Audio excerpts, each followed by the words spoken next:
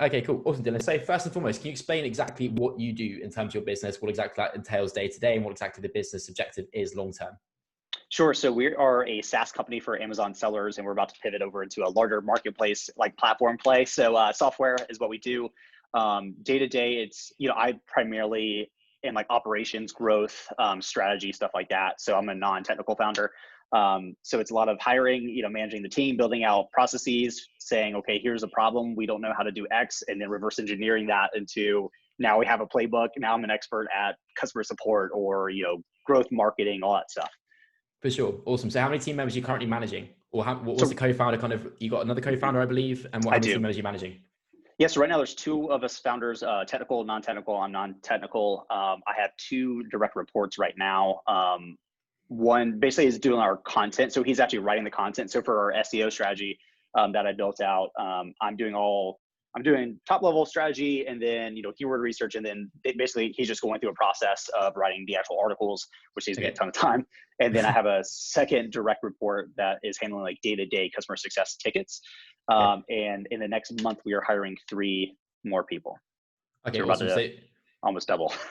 Okay, nice. Awesome. So in terms of year end, what are you looking like in terms of team members in total? How many team members are you gonna have by the end of the year? Yeah, end of the year, I would say probably between 7 and 8 would be realistic. I know right now we're committed to hiring another 3 people in the next like 2 months, like I said. So probably 7 to 8 people. Okay, awesome. And obviously in terms of space, most individuals are curious in terms of what exactly you guys are doing numbers wise as well. So if you don't mind sharing with us what exactly that kind of looks like in terms of recurring revenue every month, and obviously the objective 6 months in the future as well. What's that looking like for you? Yeah, so right now ARR is roughly 1.1 a year. So with SaaS, we're looking at annual recurring revenue. We can look at MRR as well, just divide that by 12, of course. The goal really is it was 1.2. Now we've kind of blown really. I mean, we'll blow past that. So now the stretch goal is 1.5. But if we hit 1.3, I'll be pretty pleased. We're in this kind of lull moment right now where we're taking a step back and really kind of looking at where we are and making some long-term strategic plays. Awesome. Nice one, dude. That's awesome. Incredible stuff there. So in terms of obviously I've been working together, been working together now since June, and it's obviously September now, so it's been a fair while, over 4 months or so. So what made you realize your health and performance is so significant when it comes to scaling your business in the first place? Yeah. So when we started, I believe I was still in school. So I was full-time student in my last year as a finance major, running this full-time, somehow still had a girlfriend. And, you get to a point where you're basically burning out once a month, like hard burnout, where you are losing 2 to 3 days of your life to burnout. So you're starting to realize, okay, well, maybe what got me here is probably not going to get me to that next stage. And the lens through which I'm thinking through that decision of taking things more seriously, working with you guys, is I want to run $100 million a year business. Even if it's, honestly, even if it's just a valuation of $100 million, that's still be off, right? That's large time. And I know for a fact that the person I need to become, not just externally speaking, but certainly internally speaking, needs to be vastly different. And so I knew I needed to understand the fact that there are things I know, things that I know that I don't know, and things that I don't know that I don't know. And so that's when I started to work with you guys, is to figure out the things that I don't know that I don't know. Of course, absolutely. And in terms of propelling you further forward, how do you feel like that's progressed you in terms of your business and obviously your ability to scale, in terms of obviously growth, in terms of numbers also, but in terms of your ability to perform day in and day out? How's that benefited you? Yeah, it allows me to, again, view it through a lens of control, where I understand, I feel X way. Let's say a prime example, I have afternoon brain fog. I can tell you exactly what I need to do to solve that. Or I go, oh, I should have done that at this time. Now I have a feedback loop with myself because I understand the protocols we put in place. So let's say a day does get crazy and I forget to do something. I know why that happened. Now I can say, I need to put a system or a process in place to ensure that doesn't happen. So instead of saying I randomly have brain fog, I can now say I have solved the problem of afternoon brain fog, because if I do X, Y, and Z, that no longer exists. So I'm not just reactively solving problem after problem, repeatedly. I'm solving one problem once, and now we're good moving forward, and I can compound that over a period of time. So imagine doing that for 6, 12, 18 months. Now where you are is dramatically different, including how you have to operate. Yeah, absolutely. And the really interesting thing I find about, obviously, I work with you, Dylan, as an individual, is you were relatively into biohacking as a concept prior to working with us as well. So what would you feel is different in terms of obviously your ability to educate yourself on the topic matter, and then obviously in terms of where we came into play there? What was the difference, or what was the major thing which kind of led you to think, okay, shit, I really need to learn further information. I obviously need to apply these systems. What was the main thing you've learned from that process? Yeah, I think it's easy to come into a relationship or a situation like this and be like, oh, I already know a lot of stuff. Like, no, you don't. Like, I'm telling you, you don't. So I think that the big shift for me was, I'm from a biohacking standpoint, I'm really comfortable with like the chemical side, right? Like take the drugs, like for whatever reason, like, modafinil, all that stuff. I'm like, yeah, sounds great. That's easy, right? And you guys are like, okay, listen, slow it down, my dude. Like, let's look at the foundational stuff. I think what I was looking at is too high level, right? Like it's going to move the needle, but not by much, right? We're talking 1-2% improvements here. But when we get down to the foundational level, like we have with you guys, we're talking 10, 20, 30, 70% over time improvements. Okay, well, that's vastly different. And what I'm not having to do is take a handful of pills every single day to make that happen and spend thousands of dollars per month to sustain that lifestyle. Instead, it's, hey, let's eat great food. Let's look at you as an individual person. Let's get that done right. If we can do that, now that bleeds over into having amazing sleep, which bleeds over into something else, right? So now we have this beautiful compound equation because we solved the foundational stuff. Yeah, if you still want to do, modafinil and racetams and stuff at the end of the day, that's okay. Yeah. But don't do that as a solution to a foundational problem, because that's not going to work. Yeah, absolutely. It's funny that actually reminds me of the scene in Wolf of Wall Street where he's walking down the staircase in the mansion talking about all the pills he's popping, like Quaaludes, like etc. It's hilarious. So in terms of those variables, what I found really interesting, the point you're making there is obviously we assess the variables and break them down into certain categories in terms of health and performance. So sleep, nutrition, body, mind, time, and focus. So do you find that really interesting, or did you find that beneficial to you in terms of breaking down those pillars and therefore focusing on one variable at a time? Was that beneficial to you as an individual, as opposed to thinking about biohacking as a full context, if that makes sense? How did you find that process as well? It's less overwhelming, because when you really look at everything, like do a Google search for biohacking. I mean, literally, you're not going to run out of things to learn and look at and test, and it's too much, to be honest. And so to say, okay, listen, all that stuff exists, and that's okay, but let's look at the stuff that is tried, true, proven, and it's really not that much, which is kind of interesting, right? Like biohacking is a research-heavy thing.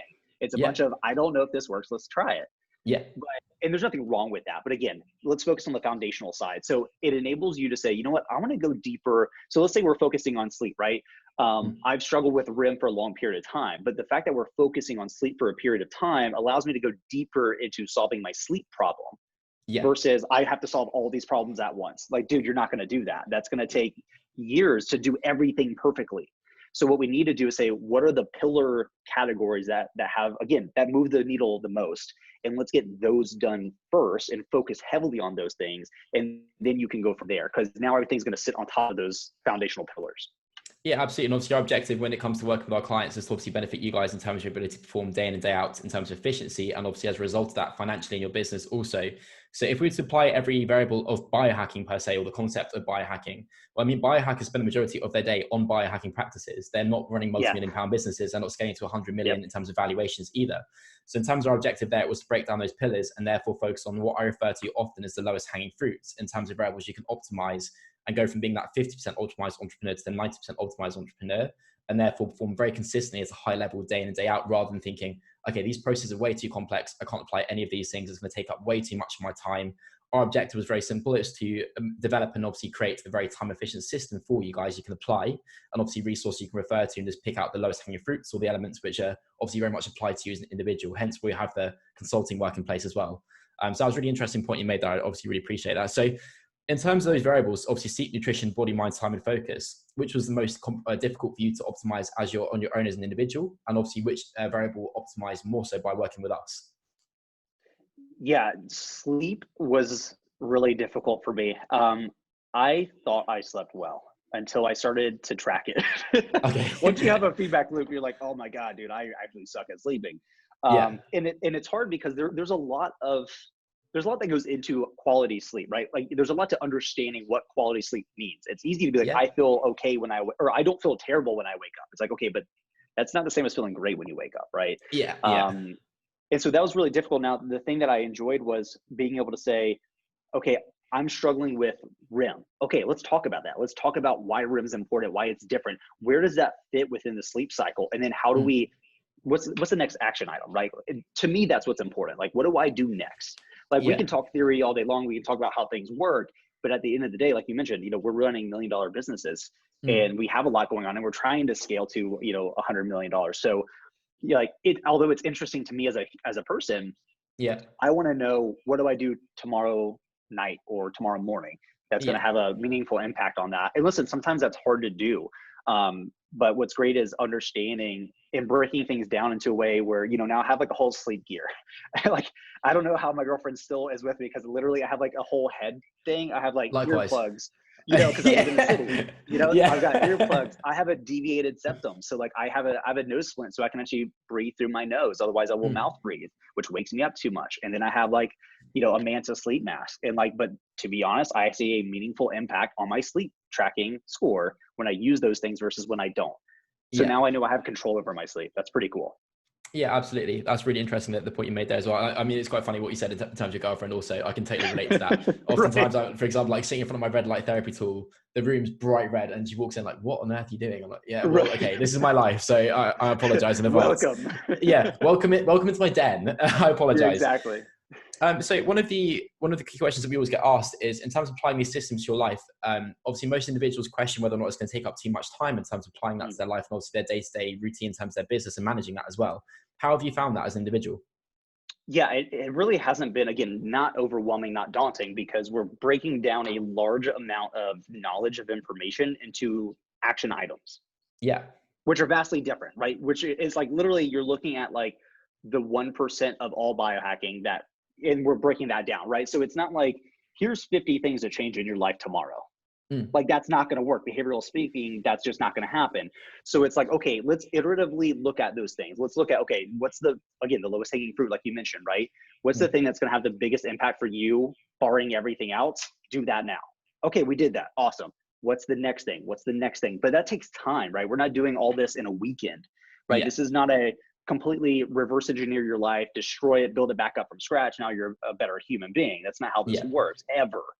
So it's been relaxing. I mean, to be honest, while working together, I've graduated college, full-time student, taken the business from, I think when we were first starting, we're probably 800K in ARR to 1.1.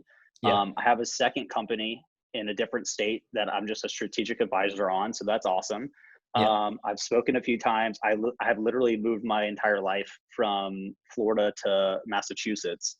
And like, got like commercial real estate. Like, now we have our office and we're hiring. So like, I've done all of that on top of this. And that's been fine. And I'm not special. You know what I mean? Like, I'm not a special human being that's like, oh, I can take it all. It's like, no, dude, like, I'm a normal guy. So it's doable. You know what I mean? It's not just a total, supply crate dropped on your head. Yeah, absolutely. And obviously that was our objective with both having the consulting model and also the hybrid model with the info product also, so you guys can go through that resource in your own time, actually observe the information that's needed. And obviously in terms of the module length, we keep it as minimal as possible.